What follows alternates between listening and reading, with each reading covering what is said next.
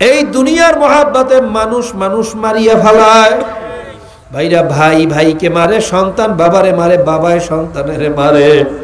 এই দুনিয়ার মহাব্বত হইল হিরোইনের নেশার চেয়েও ভয়ঙ্কর। ভাইরা এই দুনিয়ার নেশায় যারা অন্ধ হইয়া যায়, দেখবেন বাবা দুনিয়ার থেকে বিদায় হইয়া গেছে, সন্তান বাবার জন্য একটু কান্নাকাটি করবে, 2 ফোঁটা চোখের পানি ফেলাইবে। সন্তানের চোখের পানি আবার মাওলায় সইতে পারে না, মাওলার দরবারে একটু কোরআনুল কারীম তেলাওয়াত করবে, বাবার লাশ সৎকার করার ব্যবস্থা করবে। তা না করিয়া বাবা দুনিয়ায় জমিনের উপরে শুইয়া রইছে, আর ভাই ভাই সম্পদ নিয়ে মারামারি লাগাইয়া দিছে। জোরে কর নাউজুবিল্লাহ। এক ভাই আরেক ভাইয়ের মাথা ফাটাইয়া ফেলায়, আরেকজনে দৌড়াইয়া যায়, বাবা চাবিটা কোন জায়গায় রাখছে, কেউ পকেটের ভিতরে হাতায়, কেউ কোমরের ভিতরে হাতায়। আরে কপাল মোরা, তুই কি মরবি না? তুই আজকে যার উসিলায় দুনিয়াতে আসছো, যেই লোকটা তোকে এত আদর যত্ন দিয়া নিজের মাথার ঘাম পায়ে ফেলাইয়া গাধার মতো খাটনি করিয়া তোরে লালন পালন করিয়া বড় করছে, আজকে সেই সোনার মানুষটা দুনিয়ার থেকে বিদায় নিয়ে যাইতে আছে, আর তুই কপাল মোরা কোমরের ভিতরে চাবি তালাশ করো, তুই পকেটের ভিতরে সম্পদ কোন জায়গায় রাখছে তালাশ করো। এ কপাল মোরা, তুই আসলে মানুষ নাই, তুই একটা জানোয়ারের চেয়ে খারাপ হইয়া গেছো। কথা ঠিক না বেটি? ঠিক না বেটি? ভাইরা কাজী যারা দুনিয়ার মহাব্বতে অন্ধ হইয়া যায়, অতাফাক্কাদাত তয়রা ফাকালা মালিয়া লা আরাল হুদুদা আম কানা মিনাল গায়িবিন। সুলাইমান নবী আলাইহিস সালাতু ওয়াস সালাম পক্ষী কুলের যায় জানাতেছেন, ভাইয়া দেখে হুদহুদ অনুপস্থিত, হুদহুদ আসে নাই। অন্য অন্য পাখিরা হুদহুদের ব্যাপারে মামলা দায়ের করলো যে হুদহুদ কেন অনুপস্থিত, তার বিচার চাই। ভাইরা তাফসীরের ভিতরে আসছে, সুলাইমান নবী আলাইহিস সালাতু ওয়াস সালাম হুদহুদকে পরে জিজ্ঞাসা করে, হুদহুদ তুমি কেন অনুপস্থিত রইলা? হুদহুদ বলে, হুজুর আমি খাঁচার ভিতরে ধরা পড়িয়া গেছি। অন্য পক্ষীগুলো বলে, হুজুর 50 হাত পানির নিচে চোখে দেখে, ও খাঁচার ভিতরে ঢুকছে, এটা কোনো বিশ্বাসযোগ্য কথা হইতে পারে না। ও কি খাঁচা চোখে দেখে না? এটা কোনো কথা না, আর বিচার চাই। হুদহুদ বলে, হুজুর আসলে আমি 50 হাত পানির নিচে চোখে দেখি, ঘটনা সত্য, কিন্তু লোভ আমারে অন্ধ বানাইয়া দিয়েছে। আমি এমন ভাবে লোভে আকৃষ্ট হইছি, ওই খাঁচাও দেখছি, ভিতরে ঢুকছি তাও দেখছি, ধরা পড়ার ভয় আছে তাও বুঝছি, কিন্তু লোভে অন্ধ হইয়া গেছি, মাতাল হইয়া গেছি।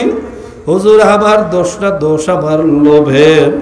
কাজী বাবা যারা দুনিয়ার মহাব্বতে অন্ধ হইয়া যায়, লোভে পড়িয়া, ক্ষমতার লোভে, দুনিয়ার লোভে, এই ভাইরা দেখবেন এই কপাল পোড়ার আর মানুষ নাই।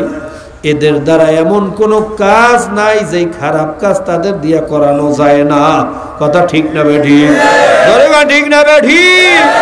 যারা দুনিয়ার মহাব্বতে অন্ধ হয়ে গেছে, এই কপাল পোড়ারা দেখবেন মানুষ মরিয়া গেছে, তার পকেটের সম্পদ চুরি করিয়া লইয়া যাইতে আছে।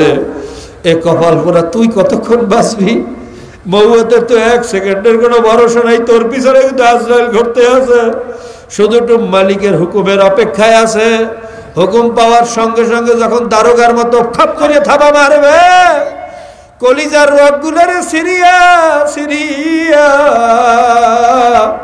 বাবা জান্ডারে লইয়া যাইবে।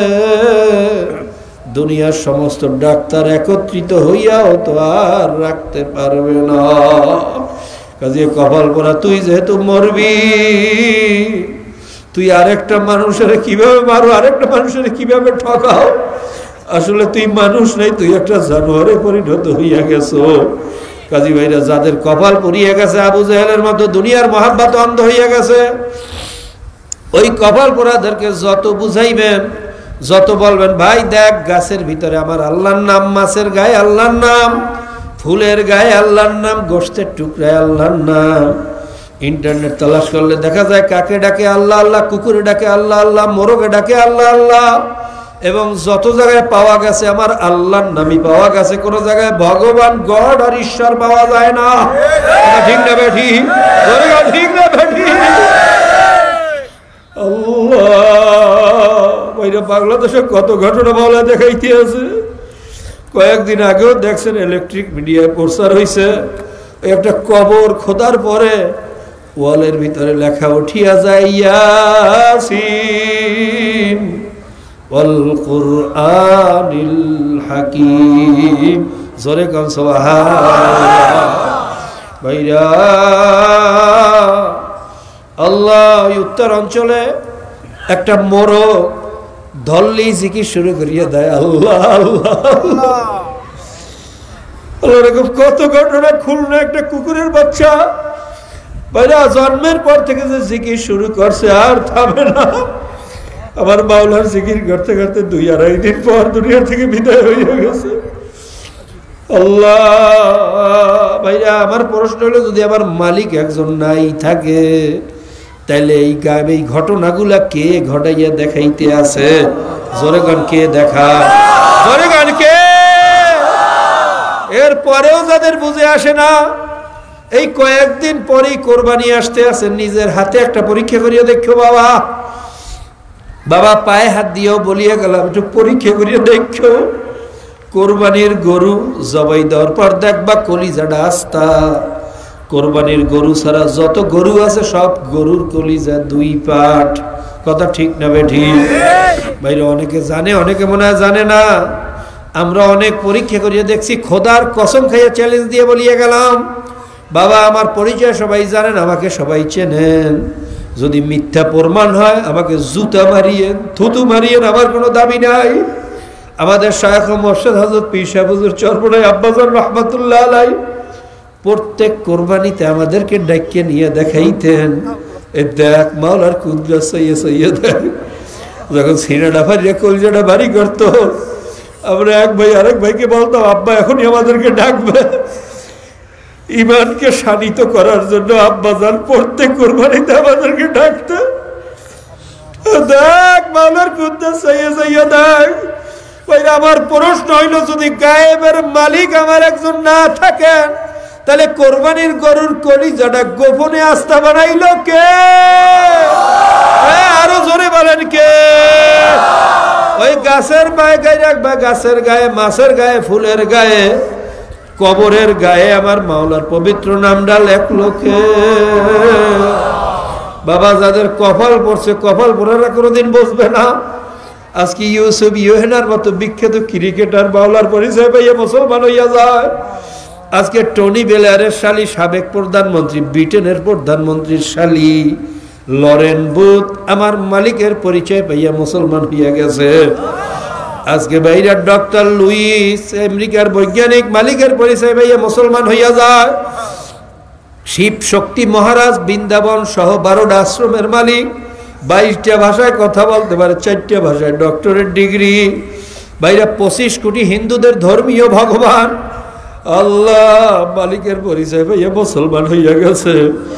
আর কপাল পোড়া মুসলমানের গোষ্ঠী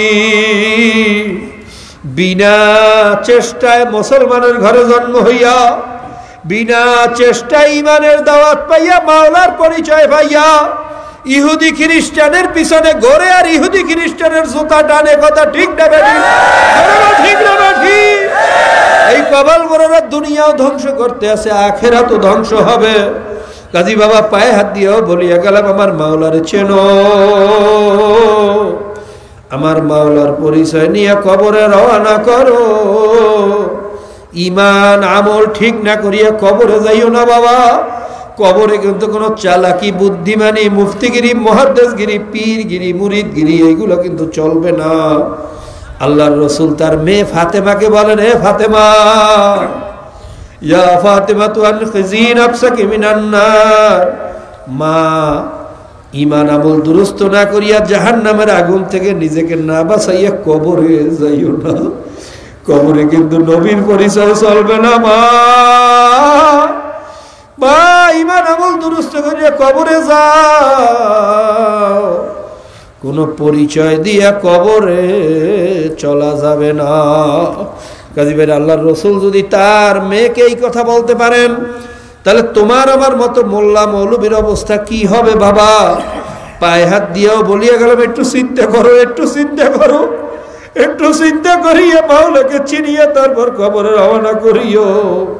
চালাকি বুদ্ধিমানি ছাড়ো, প্রত্যেকের জন্য একটু দোয়া করো, আমার জন্য দোয়া করো, আমিও সবার জন্য দোয়া করি আমার মাওলা যেন তাকে চিনিয়া কবরে যাওয়ার তৌফিক দেয়।